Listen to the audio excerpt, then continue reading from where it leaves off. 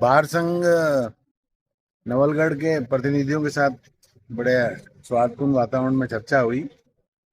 उनके भी पक्ष को सुना गया, हमारे एसडीएम के पक्ष को भी सुना गया। तो कलेक्टर साहब से डिस्कस करके लास्ट में यही निर्णय निकला है कि ठीक है, एक बार चूंकि अब कह रहे हैं कि ज़्यादा तल्खी का माहौल है, हम नहीं चाहते कि किसी तरीके की कोई बाहर और पीठासीन अधिकारी, हम तो ये मानते हैं एक परिवार के सदस्य हैं। तो एक बार इनको समझाया है और बाहर ने हमारा सहयोग करते हुए और धरने को उठाया। तो किस बात पर सहमति बनी है सर?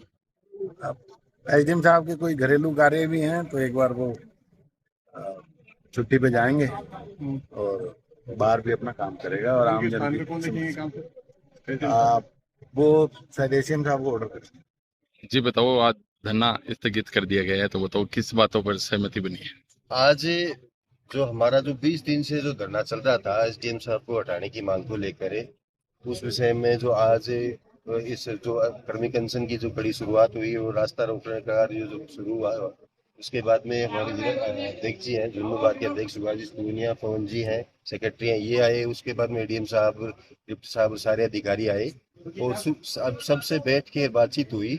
और बातचीत होके जो पुनः बातचीत के जरिए वापस बैठने वाली बात तो बैठी नहीं, उसमें तय ये हुआ है कि जो एसडीएम साहब है उनको छुट्टी पर भेजा जा रहा है और उनकी जगह एसीएम साहब है सुशील जी, उनको चार्ज दिया जा रहा है। तो 14 तक की छुट्टी भेज रहे हैं, तब तक हम इस धरने को स्थगित कर रहे हैं। हमने सबने आपस में तय कर लिया, तय करके उसके अनुसार ही उसकी बात है।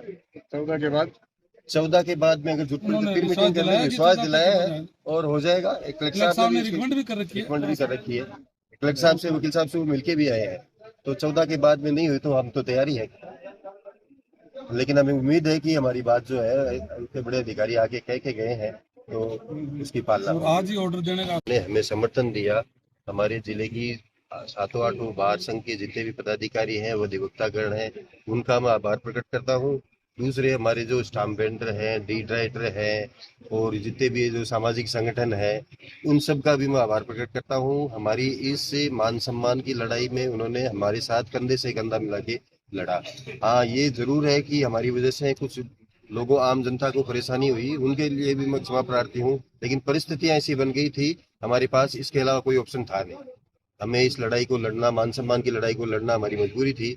हम भी नहीं चाह रहे थे लोगों के काम रुके, जनता को कोई किसी तरीके की परेशानी हो, लेकिन ये परिस्थितियां ऐसी बन गई और हम तो ईश्वर से प्रार्थना करते हैं कि भविष्य में इस तरह की परिस्थितियां दोबारा नहीं पैदा हो। शहर का, गांव का, विधानसभा क्षेत्र का स्वार्थ जो है आपस में खत्म नहीं हो, लोगों के काम नहीं रुके, यही चाहते हैं हम भी। और किसी तरीके का जो लॉ एंड ऑर्डर है, हम उसको बिल्कुल खराब नहीं करना चाहते। लोगों ने किया, भगवान उनको सद्बुद्धि दे।